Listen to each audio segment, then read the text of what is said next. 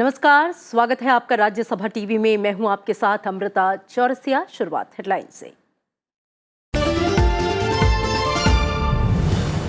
सबको कमाई, सबको पढ़ाई, सबको दवाई और सबकी सुनवाई के लक्ष्य के साथ काम कर रही है सरकार। प्रधानमंत्री नरेंद्र मोदी ने किया राष्ट्रीय मानवाधिकार आयोग के रजत जयंती कार्यक्रम का उद्घाटन। सतत विकास लक्ष्यों को हासिल करने में एनएचआरसी की बताई अहम भूमिका।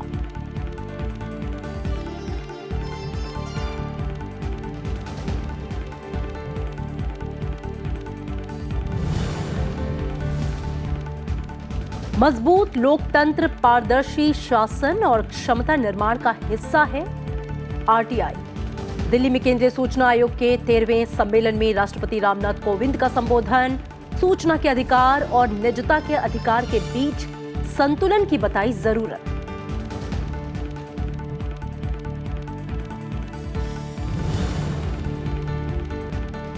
उपराष्ट्रपति एम वेंकैया नायडू का स्वास्थ्य देखभाल समेत देश में बुनियादी सेवाओं के विस्तार पर जोर। Jawaharlal institute of post graduate medical education and research के 9वें दीक्षांत समारोह में की शिरकत। कहा, लोगों को अच्छी और सस्ती स्वास्थ्य सुविधाएं उपलब्ध कराना आयुष्मान भारत का मकसद।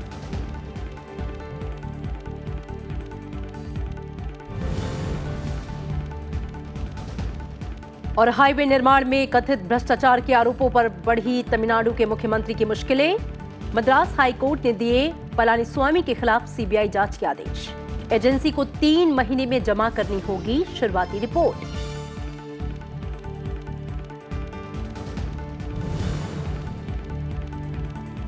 और भारत वेस्टइंडीज के बीच दूसरे टेस्ट मैच में मेहमान टीम ने पहले दिन 7 विकेट खोकर बनाए 295 run. All rounder Roston Chase 98 run और देवेंद्र बिशु 2 रन बनाकर क्रीज पर। डेब्यू टेस्ट में चोटिल हुए टीम इंडिया के तेज गेंदबाज शार्दुल ठाकुर।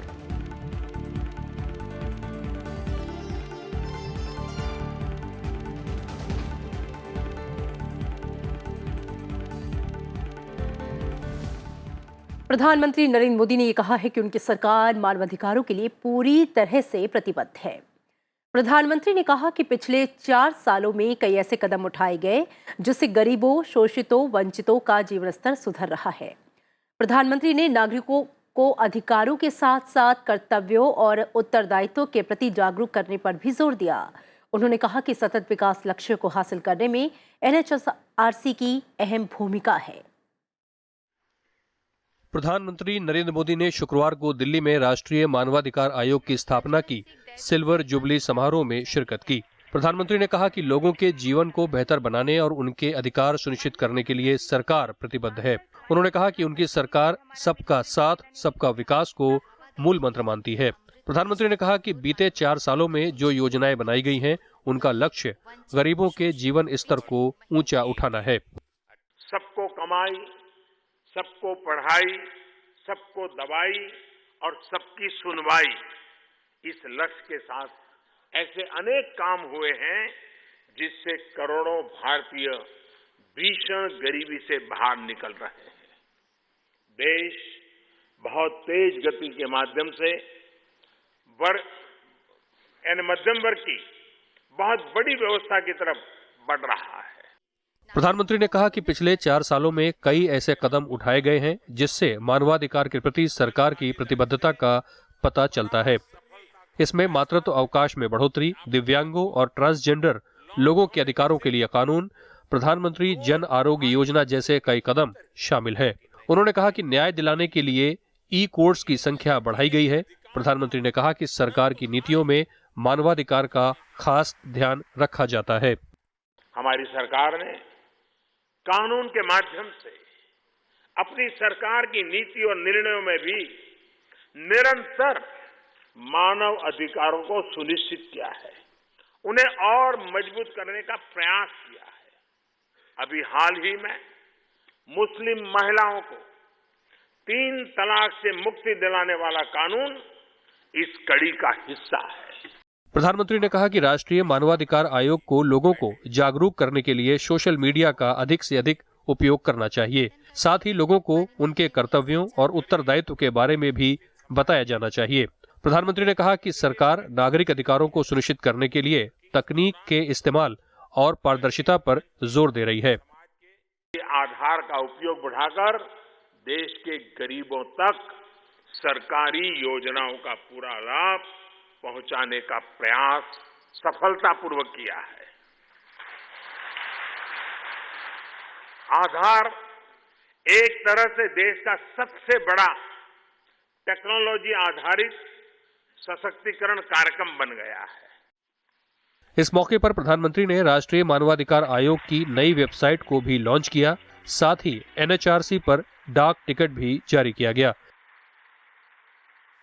कार्यक्रम में केंद्रीय गृह मंत्री राजनाथ सिंह, NHRC के अध्यक्ष न्यायमूर्ति HL दत्तू समेत कई हस्तियां मौजूद थीं। पंचानन मिश्रा, राज्यसभा टीवी। और वहीं समारोह में केंद्रीय गृह मंत्री राजनाथ सिंह ने कहा कि मानवाधिकार भारत के लोगों के स्वभाव में शामिल है, लेकिन कई NGO और संस्थाएं मानवाधिकार की आड़ में सरकार और सुरक्षा एजेंसियों पर बेजा दबाव बनाने की कोशिश करती हैं। चिंता तब होती है जब कभी कुछ लोग जब असामाजिक और राष्ट्र विरोधी ताकतों के विरुद्ध कठोर कार्रवाई होती है तो ह्यूमन राइट्स यानी मानवाधिकार का शोर शराबा कुछ जरूरत से ज्यादा करने लगते हैं।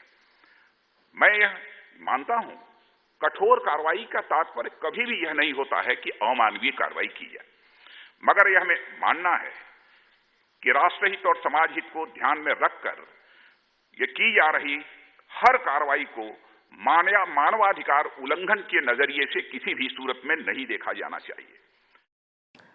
और राष्ट्रपति रामनाथ कोविंद ने सूचना के मुक्त प्रवाह को लोकतंत्र का सार बताया। उन्होंने कहा कि स्वतंत्र भाव वाले देश के लोगों के लिए सूचना एक शक्ति है। लोगों को ये जानने का अधिकार है कि उन पर किस तरह का शासन हो रहा है। राष्ट्रपति ने ये बात केंद्रीय सूचना आयोग के 13वें वार्षिक समारोह के दौरान कही। राष्ट्रपति रामनाथ कोविंद ने शासन और प्रशासन में पारदर्शिता पर जोर दिया है। उन्होंने शुक्रवार को केंद्रीय सूचना आयोग के 13वें सालाना सम्मेलन का उद्घाटन किया। इस मौके पर राष्ट्रपति ने कहा कि सरकार जनता का पैसा कैसे खर्च कर रही है और संसाधनों का इस्तेमाल किस तरह से किया जा रहा है। जनता को ये सारी बातें जानने का अधिकार है। उन्होंने कहा कि लोकतंत्र में ज्यादा से ज्यादा सूचनाएं उपलब्ध कराना महत्वपूर्ण है। Flow of information is the essence of democracy. And for the people of a free and free-spirited country, information is power.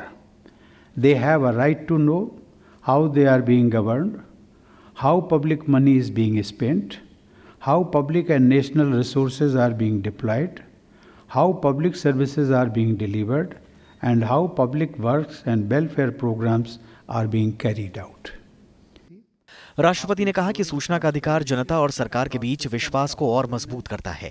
उन्होंने कहा कि RTI सिर्फ कानून नहीं बल्कि देश के लोकतंत्र को मजबूत बनाने, प्रशासनिक पारदर्शिता सुनिश्चित करने और लोगों की क्षमताओं के निर्माण के लिए उन्हें फैसले लेने में सक्षम बनाने का हथियार है। It is about nurturing the social contract of trust between the citizen and the state, where both must have faith in each other. A related and parallel implication is to ensure rational use of public resources to check instances of corruption or waste. To inform, trust, and ultimately empower ordinary citizens are admirable goals, but frankly, they are not ends in themselves.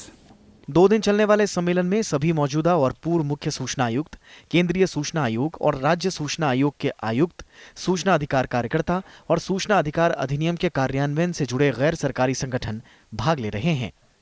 Mohammad Fateh Tipu, Rajya Sabha TV. उपराष्ट्रपति M Venkaiah Naidu ने आज पुदुचेरी में Jawaharlal institute of post graduate medical education and research के दीक्षांत समारोह में वो शामिल हुए।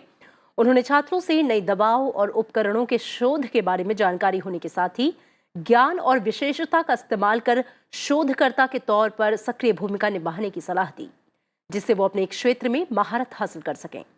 उपराष्ट्रपति एम वेंकैया नायडू ने कहा कि देश की बड़ी जनसंख्या को सस्ती और अच्छी स्वास्थ्य सुविधा उपलब्ध कराना एक चुनौती है। उन्होंने कहा कि सरकार की आयुष्मान भारत योजना इस दिशा में महत्वपूर्ण कदम है, जिससे स्वास्थ्य क्षेत्र में गुणात्मक परिवर्तन होगा। उपराष्ट्रपति ने उम्मीद जताई कि GIPMER जैसे संस्थान सस्ती और अच्छी स्वास्थ्य सुविधा उपलब्ध कराने में महत्वपूर्ण भूमिका निभा सकते हैं। You are fortunate to be among the select few in this country to have had benefit of such a high quality education. I am sure you have received excellent grounding in the fundamentals of the medicine and are ready to specialize in the fields of your choice. With the frontiers of knowledge expanding continuously and rapidly, you need to develop capacity to access and absorb the latest from around the world. You must not only be aware of the innovations in medicine, but also be active researchers and thinkers who will be able to add to the pool of knowledge and expertise so that you emerge as frontline leaders in your chosen domains. केंद्रीय महिला और बाल विकास मंत्री मेनका गांधी ने कहा है कि सरकार मी टू कैंपेन के तहत सामने आ रही शिकायतों पर विचार के लिए एक उच्च स्तरीय समिति गठित करेगी। इस कमेटी में वरिष्ठ जज और कानून विशेषज्ञ शामिल होंगे। ये कमेटी इस तरह के मामलों के कानूनी पहलुओं की जांच करेगी और जरूरत के हिसाब से आगे की कार्यवाही करेगी, सरकार को सुझाव देगी। साथ ही मेनका गांधी ने कहा कि सरकार महिलाओं के बेहतर और सुरक्षित माहौल मुहैया कराने के लिए प्रतिबद्ध है और प्रधानमंत्री महिलाओं के अधिकारों को हमेशा प्राथमिकता देते हैं। उन्होंने कहा कि महिला और बाल विकास मंत्रालय ऐसे मामलों में महिलाओं की मदद के लिए हमेशा तैयार है और मी टू कैंपेन के तहत कानूनी प्रक्रियाओं के तहत जो भी संभव होगा वो किया जाएगा। The point is, we have put in a group of judges who will then examine some of the cases in an independent and free style and advise us on advise them and us on where we should go from here. Madhya Pradesh और राजस्थान में विधानसभा चुनाव से पहले दोनों प्रदेशों के कांग्रेस अध्यक्षों को बड़ा झटका लगा है। सुप्रीम कोर्ट ने इन राज्यों के कांग्रेस अध्यक्षों की याचिकाएं खारिज कर दी। इसमें चुनाव आयोग को ये निर्देश देने की मांग की गई थी कि वो मतदाता सूची का मसौदा PDF की जगह टेक्स्ट फॉर्मेट में उपलब्ध कराएं। ये याचिकाएं मध्य प्रदेश कांग्रेस के अध्यक्ष कमलनाथ और राजस्थान कांग्रेस के अध्यक्ष सचिन पायलट की ओर से दायर की गई थी। मध्य प्रदेश में 28 नवंबर और राजस्थान में 7 दिसंबर को मतदान होगा।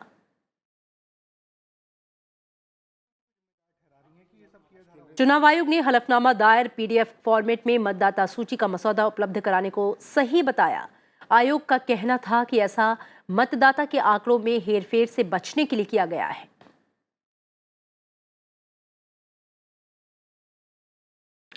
सुप्रीम कोर्ट में पश्चिम बंगाल सरकार की तरफ से दुर्गा पूजा समितियों को पैसे देने के फैसले पर रोक लगाने से इनकार कर दिया गया है। हालांकि कोर्ट ने राज्य सरकार से इस मामले में जवाब तलब किया है। मुख्यमंत्री ममता बनर्जी ने 10 सितंबर को राज्य की 28,000 दुर्गा पूजा समितियों को 10-10 हजार रुपए देने का ऐलान किया था।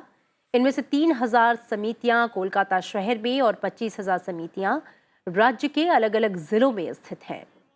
दुर्गा पूजा समितियों को पैसा देने पर राज्य सरकार कुल 28 करोड़ रुपए खर्च करेगी। राज्य सरकार के इस फैसले के खिलाफ सुप्रीम कोर्ट में याचिका दायर की गई थी, जिसमें यह कहा गया कि यह फैसला कानून की स्थापित परंपराओं के खिलाफ है। कोर्ट ने पैसा दिए जाने के फैसले पर रोक लगाने से फिलहाल इनकार कर दिया है। साथ ही पश्चिम बंगाल सरकार को नोटिस जारी करते हुए 6 हफ्तों में जवाब दाखिल करने का निर्देश दिया है। इससे पहले ये मामला कलकत्ता हाई कोर्ट पहुंचा था, जहां कोर्ट ने राज्य सरकार के फैसले पर रोक लगाने से इनकार करते हुए कहा था कि पैसा खर्च करने का फैसला विधायिका का होता है, लिहाजा मामले में हस्तक्षेप नहीं किया जाएगा। इसके बाद सुप्रीम कोर्ट के अधिवक्ता सौरभ दत्ता ने हाई कोर्ट के फैसले को सुप्रीम कोर्ट में चुनौती देते हुए मामले की तुरंत सुनवाई की मांग की थी।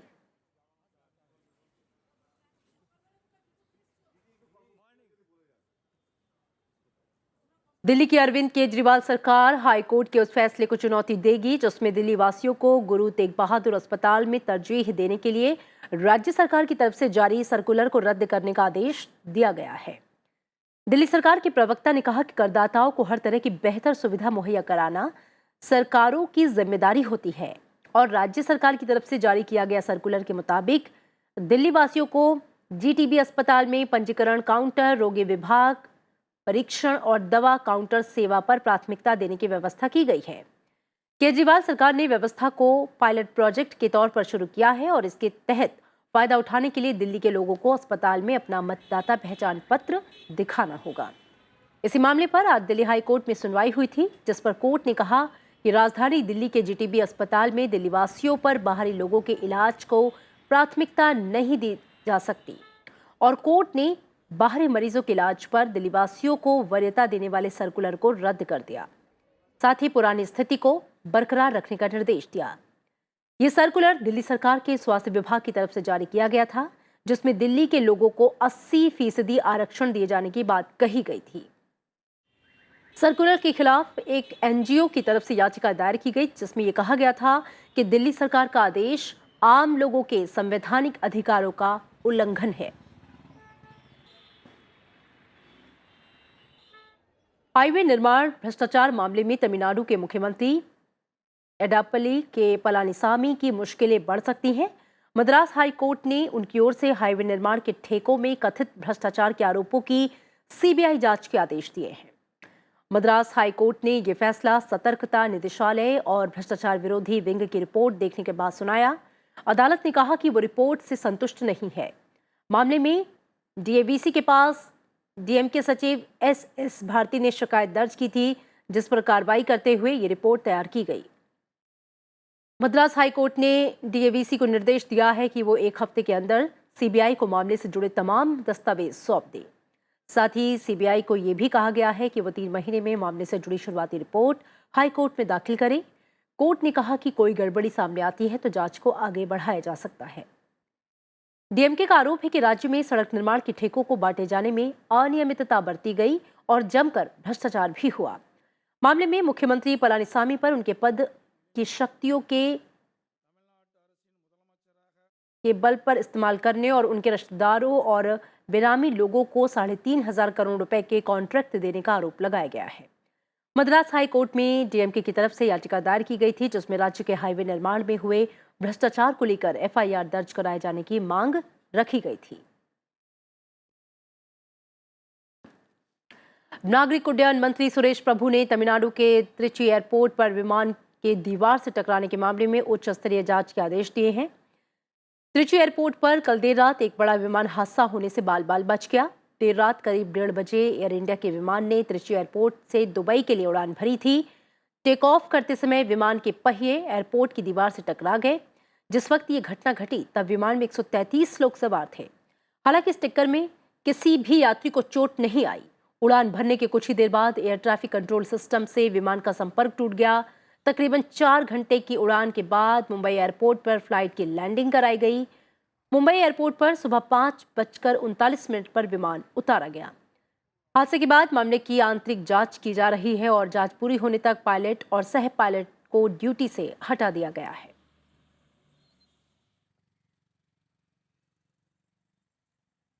और सितंबर में खुदरा महंगाई दर मामूली बढ़कर 3.77% पर पहुंच गई है। अगस्त में ये दर 3.69% थी। पिछले महीने ईंधन और खाने पीने की चीजों के दामों में बढ़ोतरी हुई। अनाज, मांस, मछली और अंडा, दूध उत्पादों के दामों में बढ़ोतरी हुई। वहीं फलों के दामों में सितंबर में गिरावट आई। अगस्त में औद्योगिक उत्पादन की दर 4.3% रही। पिछले साल अगस्त में यह दर 4.8% थी, जबकि इस साल जुलाई में औद्योगिक उत्पादन की दर 6.5% थी। खनन क्षेत्र का उत्पादन पिछले साल अगस्त में 9.3% बढ़ा था, जो इस साल अगस्त में 0.4% गिर गया।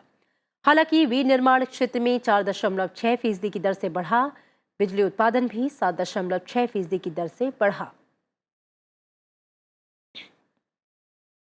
चक्रवाती तूफान तितली उड़ीसा से पश्चिम बंगाल की ओर बढ़ रहा है और मौसम विभाग ने पश्चिम बंगाल के तटीय इलाकों में रविवार तक भारी से भारी बारिश की चेतावनी दी है। मौसम विभाग ने जिन जिलों में भारी से भारी बारिश की आशंका जताई है, उसमें उत्तरी और दक्षिण 24 परगना, पूर्वी पश्चिमी मिदनापुर, झारखंड, पूर्वी बर्धमान, हावड़ा, हंगली जिला शामिल है। जबकि कोलकाता, बांकुड़ा, पुरुलिया, वीरभूम, मुर्शिदाबाद, मालदा और उत्तरी और दक्षिण दिनाजपुर में भारी बारिश होने की संभावना है। इस दौरान 50 से 55 किलोमीटर प्रति घंटे की रफ्तार से हवाएं चल सकती हैं। मौसम विभाग ने मछुआरों को शनिवार तक समुद्र में ना जाने की सलाह दी है। वहीं ओडिशा और आंध्र प्रदेश के तटवर्ती इलाकों में राहत और बचाव का काम तेजी से जारी है। एनडीआरएफ की टीमें राज्य प्रशासन के साथ मिलकर काम कर रही हैं। मुख्यमंत्री नवीन पटनायक ने जिला प्रशासन से आपदा पीड़ितों को तुरंत मदद मुहैया कराने के निर्देश दिए हैं।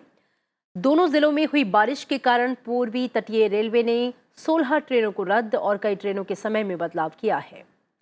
और इस बीच प्रधानमंत्री नरेंद्र मोदी ने कल आंध्र प्रदेश और ओडिशा के मुख्यमंत्रियों से बातचीत की और उन्हें चक्रवाती तूफान तितली के असर से हुए नुकसान से निपटने में हर संभव मदद का आश्वासन दिया।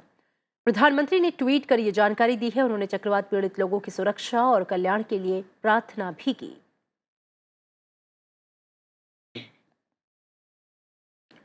विदेश मंत्री सुषमा स्वराज ताजिकिस्तान की राजधानी दुशानबे में हो रही शंघाई सहयोग संगठन की 2 दिवसीय सम्मेलन में हिस्सा ले रही हैं। उन्होंने आतंकवाद के खिलाफ लड़ाई, जलवायु परिवर्तन से निपटने, कनेक्टिविटी और क्षेत्रीय शांति को बढ़ावा देने पर जोर दिया। उन्होंने कहा कि आतंकवाद आज भी विकास और समृद्धि के साझा हितों के लिए सबसे बड़ा खतरा है। ऐसे में जब आतंकवाद का प्रभाव बढ़ रहा है, सभी देशों को ये चाहिए कि वो इस दिशा में अपनी राष्ट्रीय जवाबदेहियों का निर्वाह करें और अन्य देशों की सरकारों के साथ सहयोग करें। चीन पाकिस्तान इकोनॉमिक कॉरिडोर को लेकर भी विदेश मंत्री सुषमा स्वराज ने कड़ा संदेश देते हुए कहा कि संपर्क परियोजनाओं के दौरान दूसरे देशों की संप्रभुता और क्षेत्रीय अखंडता का सम्मान अवश्य किया जाना चाहिए। जून 2017 में भारत के एससीओ का पूर्णकालिक सदस्य बनने के बाद शासनाध्यक्ष परिषद की यह दूसरी बैठक है। सुषमा स्वराज ने अफगानिस्तान शांति प्रक्रिया का समर्थन किया है।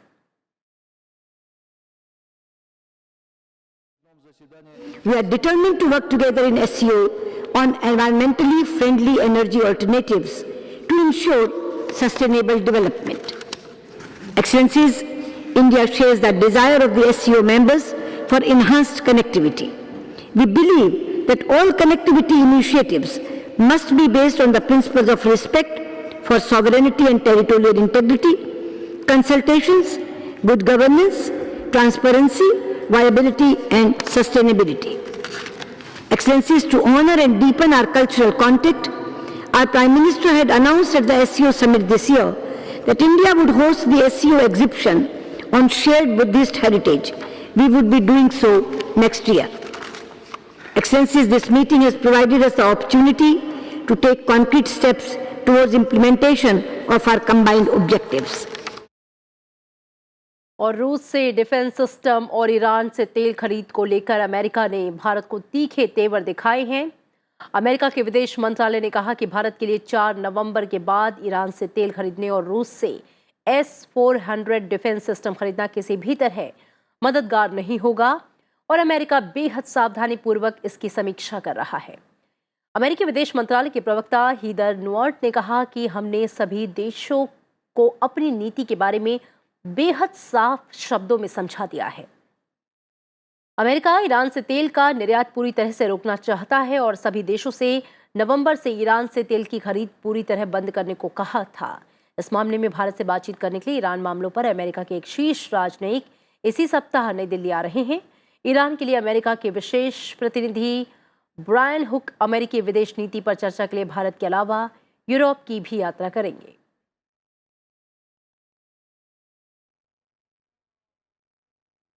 और अब खेल की खबर। भारत और वेस्टइंडीज के बीच हैदराबाद में खेले जा रहे दूसरे टेस्ट मैच का आज पहला दिन था। दिन का खेल खत्म होने पर वेस्टइंडीज की टीम 7 विकेट खोकर 295 रनों के स्कोर पर है। वेस्टइंडीज की टीम ने टॉस जीतकर पहले बल्लेबाजी करने का फैसला किया, लेकिन शुरुआत में मेहमान टीम भारतीय गेंदबाजों के सामने मुश्किलों से जूझती नजर आई और लड़खड़ाने लगी। 182 के स्कोर पर वेस्टइंडीज के 6 विकेट गिर चुके थे, लेकिन ऑलराउंडर रोस्टन चेज ने वेस्टइंडीज की पारी को संभालते हुए नाबाद 98 रन बनाए। उनके साथ देवेंद्र बिशु 2 रन बनाकर क्रीज पर हैं। भारतीय गेंदबाजी की बात करें तो पहले दिन के खेल में कुलदीप यादव और उमेश यादव को 3-3 विकेट मिले। वहीं स्पिन गेंदबाज रविचंद्रन अश्विन ने भी वेस्टइंडीज का 1 विकेट चटकाया। वहीं टीम इंडिया के तेज गेंदबाज शार्दुल ठाकुर का टेस्ट मैच में डेब्यू कुछ फीका पड़ गया। अपने दूसरे ओवर की 4 गेंद डालने के बाद शार्दुल ठाकुर चोटिल हो गए और उन्हें मैदान से बाहर जाना पड़ा। भारत और वेस्टइंडीज के बीच 2 टेस्ट मैचों की सीरीज खेली जा रही है और इसका पहला मुकाबला राजकोट में खेला गया। पहले टेस्ट में टीम इंडिया ने वेस्टइंडीज को पारी और 272 रनों के अंतर से हराया था। इस मैच में भारतीय युवा खिलाड़ी पृथ्वी शॉ ने अपना टेस्ट डेब्यू करते हुए शतक जड़ा था।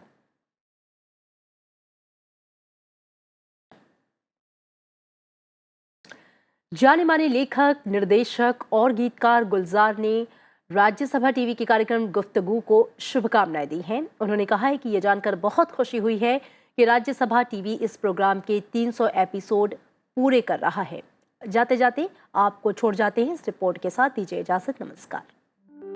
देश में सिनेमा, रंगमंच, साहित्य और जीवन के कोमल पक्षों में सक्रिय महत्वपूर्ण व्यक्तियों के साथ इंटरव्यू आधारित श्रृंखला गुफ्तगू का आरंभ 7 साल पहले राज्यसभा टेलीविजन के जन्म के साथ ही हुआ और तभी गुलजार के साथ प्रसारित हुई एक खास गुफ्तगू ने दर्शकों का ध्यान अपनी तरफ खींचा, जिसे गुलजार खुद आज अपने सबसे अच्छे इंटरव्यूज में गिनते हैं।